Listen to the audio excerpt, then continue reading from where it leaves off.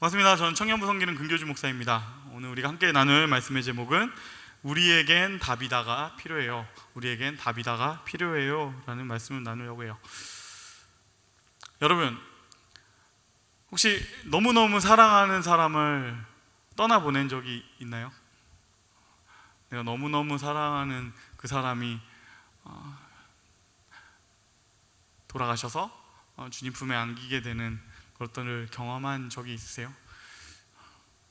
정말 너무너무 소중한 사람들, 이 사람이 가면 진짜 어쩌지? 이 사람이 없으면 어쩌지? 그런 사람들이 우리 모두에게 있죠. 그리고 그런 사람들을 보내는 때가 있습니다. 할아버지, 할머니, 아니면 가족, 그리고 아니면 나의 친구, 그런 사람들을 우리가 떠나보낼 때가 있죠.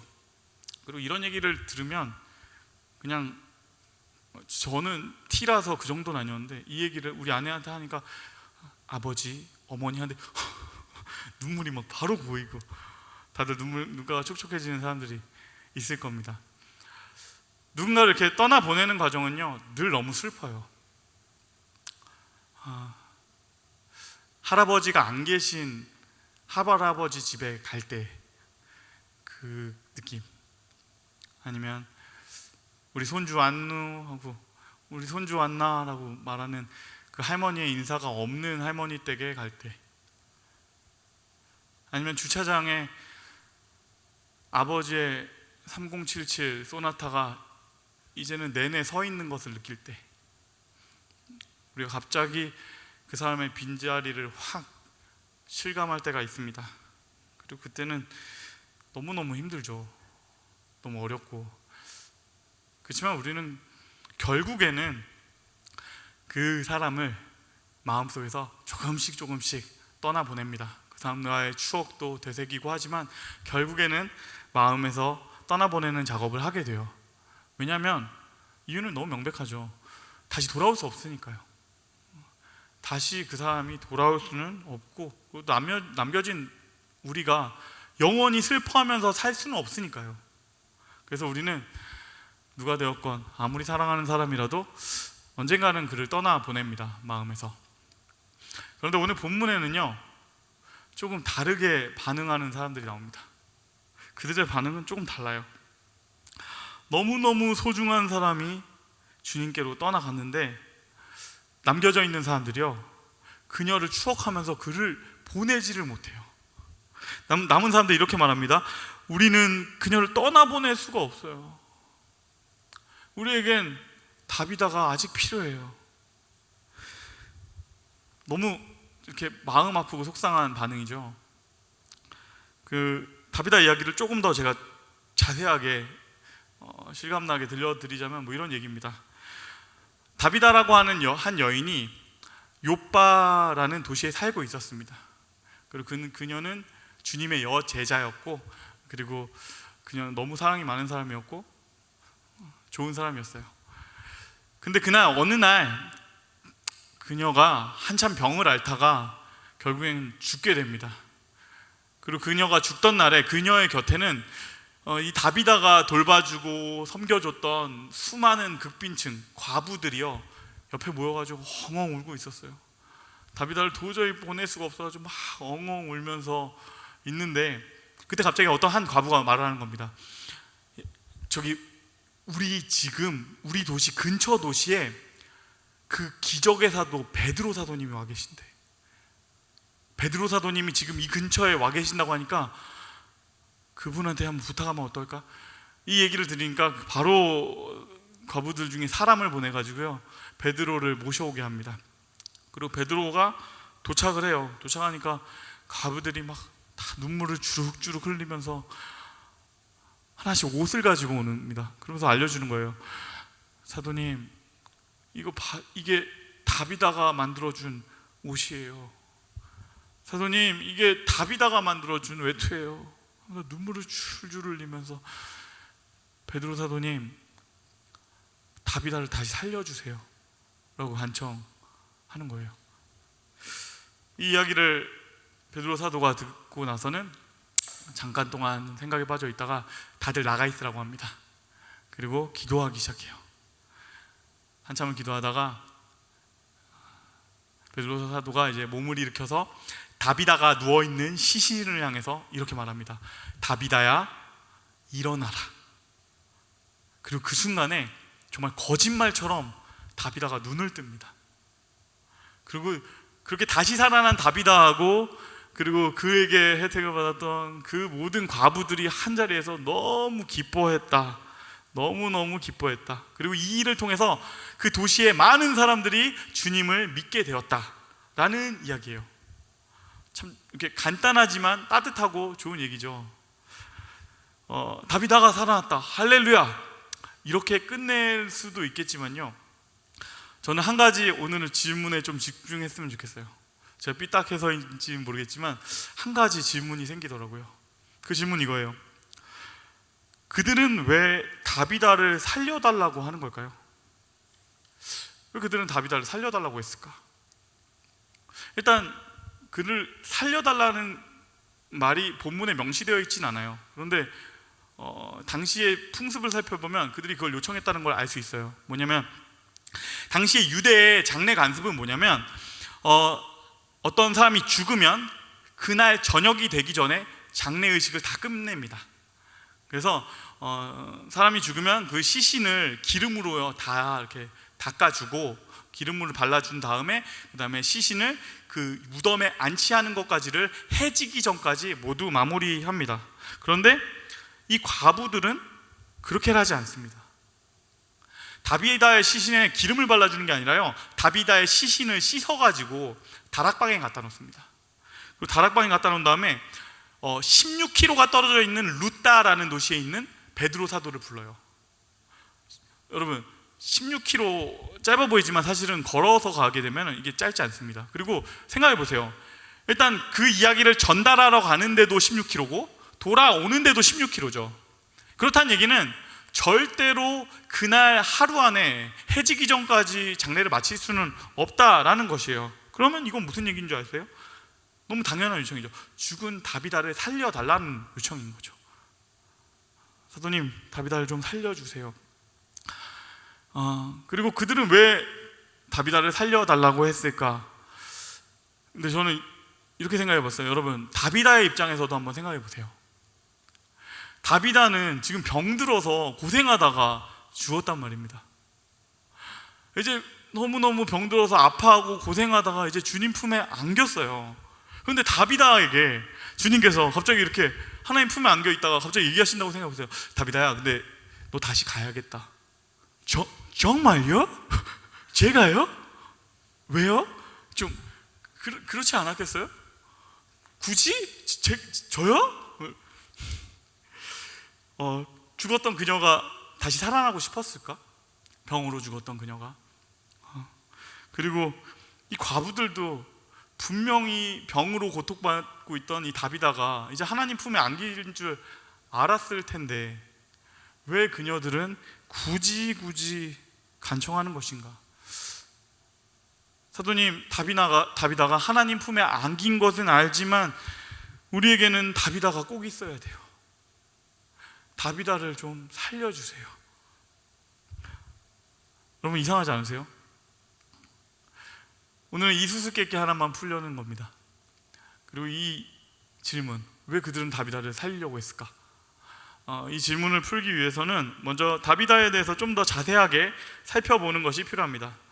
먼저 다비다가 어떤 사람인지 살펴보기 위해서는 우리가 본문 속에 좀 이렇게 몇 가지 단서들이 있어요. 이 단서들을 통해서 우리는 어떤 사람인지 한번 살펴보려고 합니다.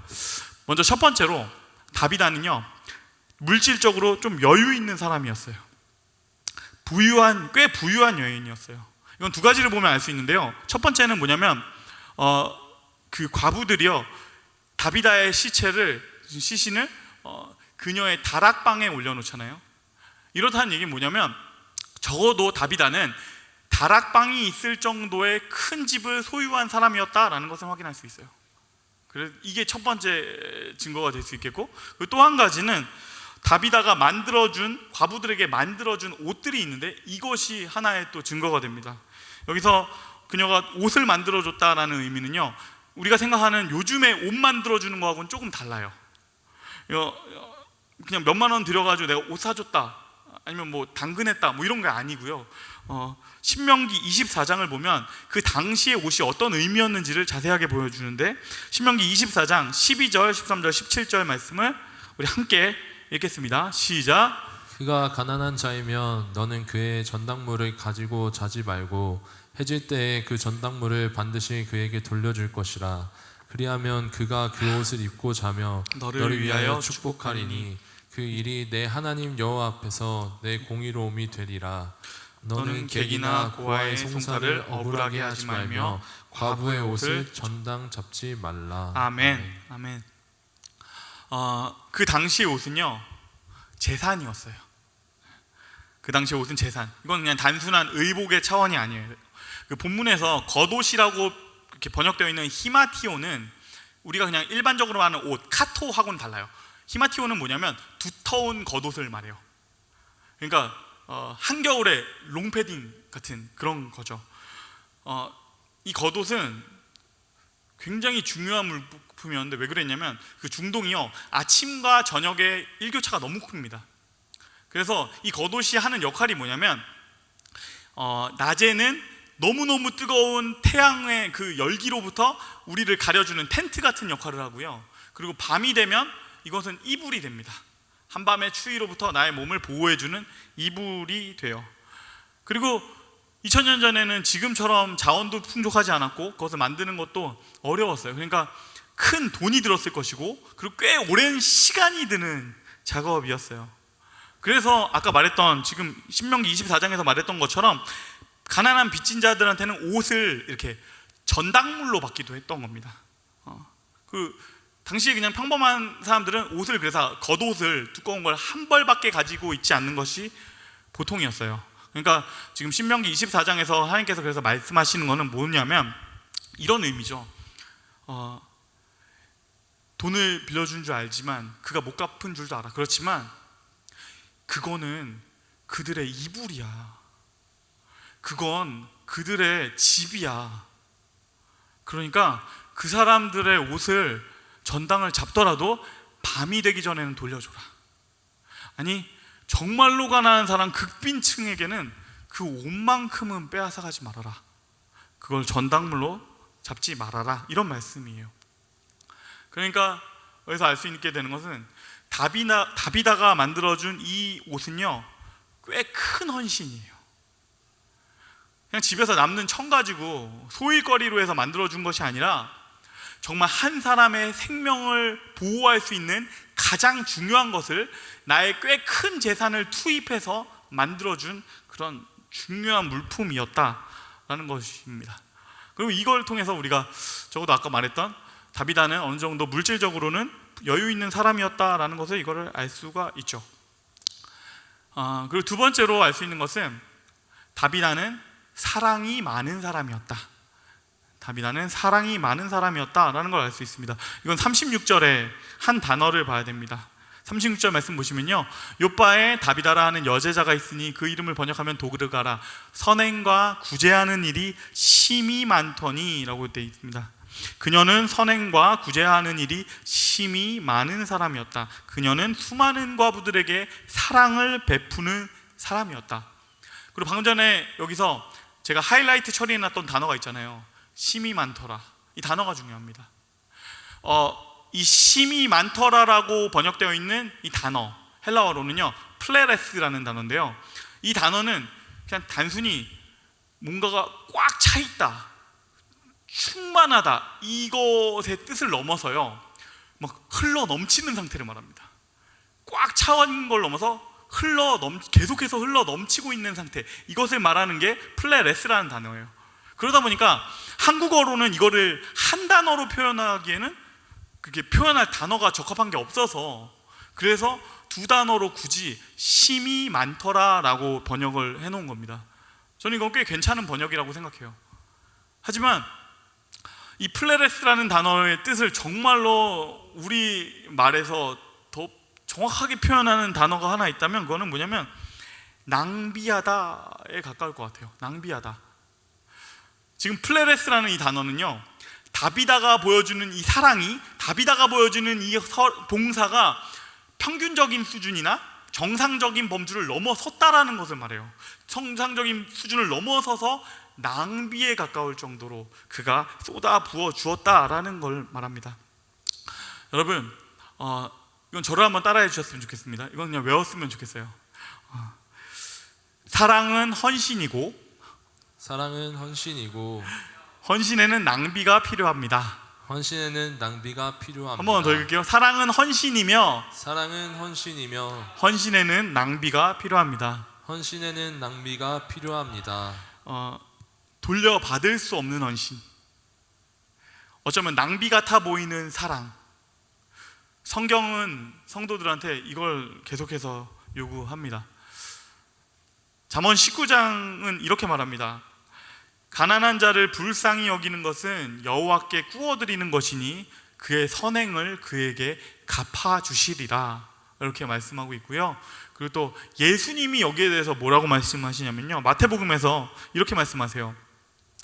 임금이 대답하여 이르시되 내가 진실로 너희에게 이르노니 너희가 여기 내 형제 중에 지극히 작은 자 하나에게 한 것이 곧 내게 한 것이니라 하시고, 아멘.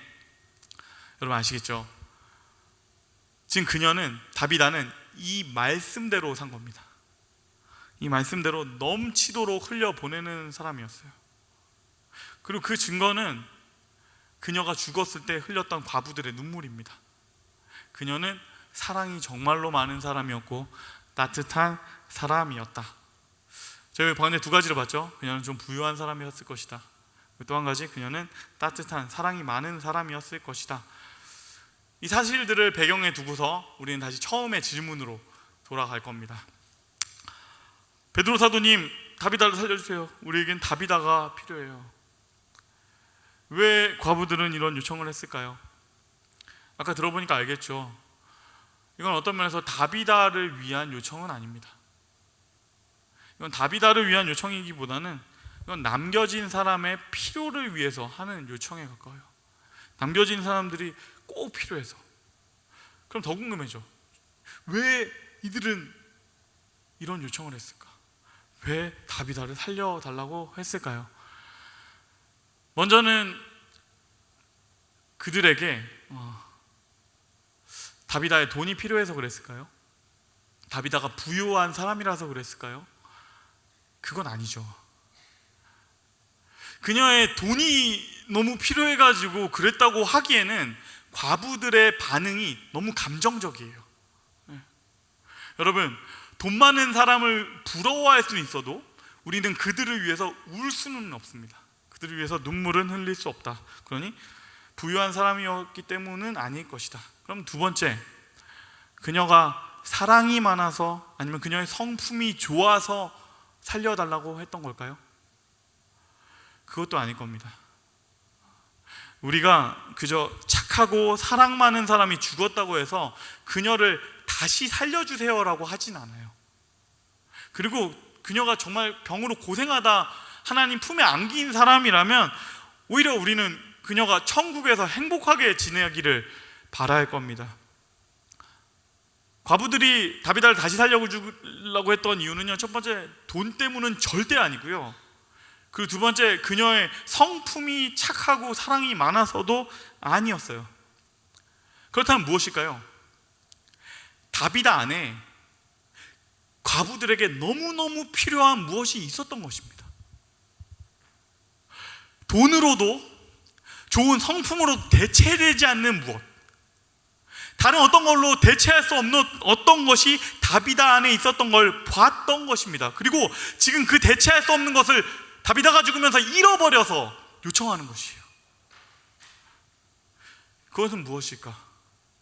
그것이 무엇일까? 이걸 보려면 우리 다시 한번 36절의 말씀을 다시 봐야 됩니다. 36절 말씀을 한번 다시 보면요, 욥바에 다비다라 하는 여제자가 있으니 그 이름을 번역하면 도르가라. 여기서 하이라이트 되어 있는 단어가 중요합니다. 이 여제자라는 단어, 여제자라는 단어는 신약 성경에서 여기에서만 사용됩니다. 다른 곳에는 어디에도 이 여제자라는 단어가 사용되는 법이 없어요. 사도행전은 다비다를 그냥 단순히 성도라고 표현하는 게 아니라 여제자라고 소개하고 있습니다.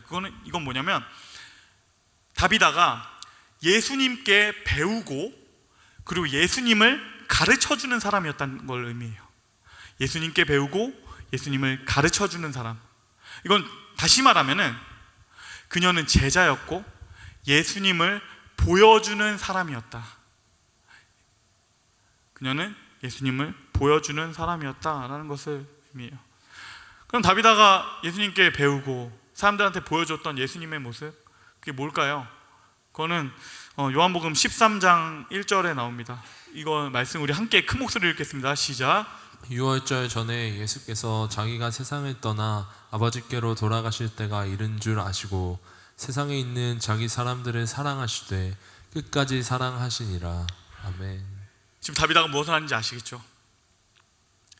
죽음 앞에서도 이제 자기의 죽음을 목전에 두고도 끝까지 사랑하셨던 예수님. 지금 다비다가 그걸 보여주고 있는 거예요. 그거를 재현하고 있는 겁니다. 과부들이 저는 이 사실을 알고 했는지 모르고 했는지는 모르겠어요. 그런데 분명히 그들은 보았을 것입니다. 긴 시간 다비다와 함께 지내면서 그들은 다비다 안에 있는 그 무엇, 다비다가 보여주는 그것을 보았을 것입니다. 그것은 무엇이죠? 대체할 수 없는 하나, 그것은 예수 그리스도예요. 과부들이요 궁극적으로 필요한 것이 있었는데 그것은 그녀의 돈도 아니었고 그녀의 좋은 성품도 아니었고 결국에는 다비다가 그를 통해서 계속 보여주는 다른 어떤 것으로도 대체할 수 없는 것, 그래서 이거는 꼭 있어야만 하는 것, 꼭 필요로 했던 것, 그녀들은 다비다 안에서 예수 그리스도를 보았던 것입니다. 여러분, 이 결론을 가지고 우리 다시 한번 오늘 이야기 속으로 돌아가 봅시다. 베드로 사도가 울면서 다비다를 살려달라고 하는 과부들을 봤어요. 베드로 사도님, 우리에겐 다비다가 너무너무 필요해요. 우린 다비다를 보낼 수가 없어요. 다시 한번 살려주세요. 이때 베드로 사도는 정말로 이 과부들이 정말로 필요했던 무엇인지를 봤던 것 같습니다. 그리고 모두를 잠시 내보내요. 그리고 베드로 사도가 죽은 다비다의 시신 앞에서 기도하고서 이렇게 말합니다. 다비다야 일어나라. 다비다야 일어나라. 여러분, 여기서 아셔야 되는 건 베드로는요 아람어를 사용했거든요. 그 아람어로 이 다비다야 일어나라를 말한다면 이 표현입니다. 다비다쿰. 다비다야 일어나라. 다비다쿰. 저는 이 부분에서 너무너무 소름이 돋았어요. 여러분, 여기서 조금 오랫동안 교회를 다니신 분이 있다면 이 장면에서 뭔가 이렇게 탁 스쳐가는 장면이 있을 겁니다. 이 장면과 너무너무 똑같은 장면이 마가복음에 있어요. 그건 뭐냐면 예수님께서 죽은 소녀를 살리시는 장면입니다. 우리 마가복음 5장 40절과 41절 말씀을 함께 읽겠습니다. 시작. 예수께서 그들을 다 내보내신 후에 아이의 부모와 또 자기와 함께한 자들을 데리시고 아이 있는 곳에 들어가사 그 아이의 손을 잡고 이르시되 달리다 쿰 하시니 번역하면 곧 내가 내게 말하노니 소녀야 일어나라 하심이라. 아멘. 아멘. 여러분 뭔지 아시겠죠? 지금 베드로 사도는 이 장면을 재현하고 있는 겁니다. 단 하나의 자음 차이예요. 다비다야 일어나라. 소녀야 일어나라. 다비다 쿰, 달리다 쿰. 베드로 사도는 다비다를 살리는 이 기적을 통해서요 예수님을 보여주는 겁니다. 이 과부들이 정말로 필요로 하고 있던 그것이 무엇이었는지를 지금 보여주고 있는 겁니다. 바로 직전에 있는 34절에서는요 이렇게까지 얘기를 합니다. 예수 그리스도께서 너를 낫게 하신다. 예수 그리스도께서 너를 일으키신다. 이걸 보여주는 거죠.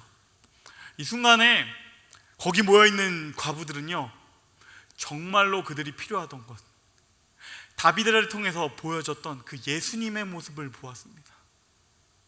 그리고 그날은 너무너무 기쁜 날이었을 것 같아요. 그 순간에 과부들은요, 예수님의 기쁨을 경험합니다. 그 순간에 과부들은 예수님의 은혜를 경험합니다. 그 순간에 예수님의 사랑을 경험합니다. 너무 좋은 날이었어요. 다비다가 다시 돌아왔거든요. 다비다야, 다시 일어났구나. 모든 사람들이 일어나가지고 다비다 다비다 다비다 하면서 올려오지 않았겠어요? 그들이 들고 있던 옷도 다 집어던지고 다 얼싸안고 울면서 다비다 다비다 살아났구나. 다비다, 뭐 먹고 싶은 거 없어? 너 뭐 좋아하던 거 있어? 그거 내가 해줄게. 다비다. 저한테 묻는다면 뭐라고 하겠어요? 맥도날드 쿼터 파운드 치즈요. 너무너무 행복한 날이었을 것 같아요. 주님께서 주는 기쁨으로 가득한 날. 왜죠? 죽은 다비다가 돌아왔으니까요. 그리고 동시에 그 다비다를 통해서 예수님을 경험했으니까요. 너무너무 좋은 날이었을 겁니다. 말씀 맺겠습니다.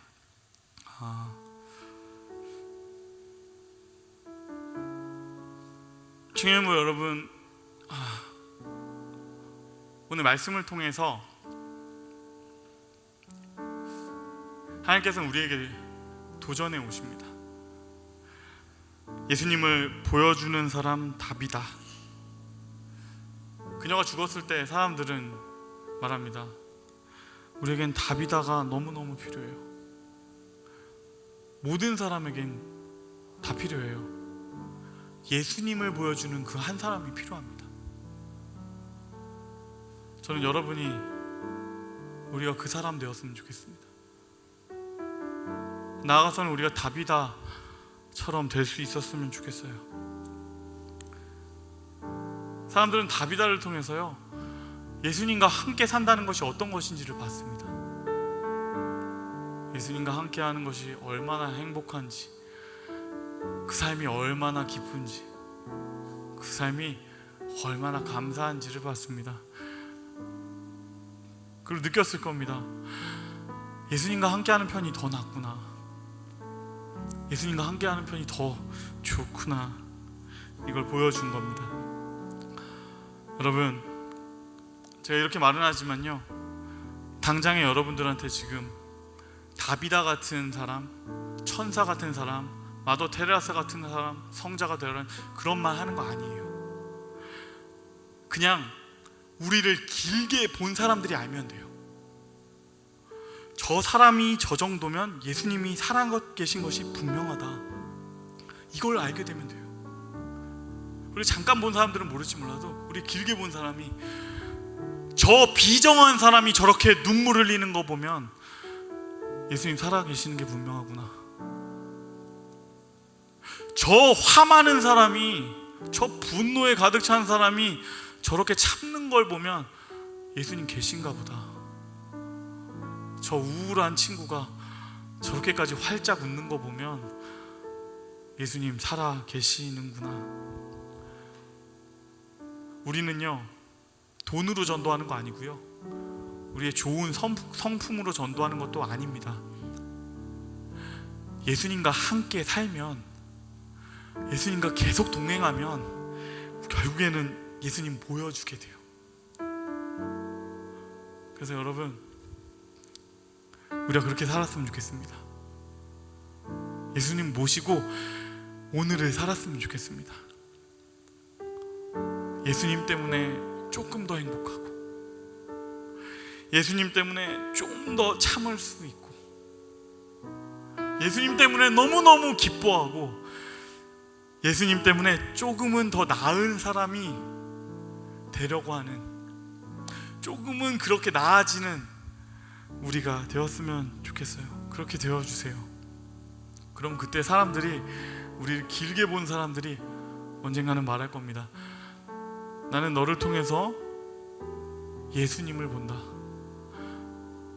나는 당신이 필요하다. 결국엔 그 고백을 듣게 되는 저와 여러분이 되시기를 우리 함께 하시는 주님의 이름으로 축원합니다.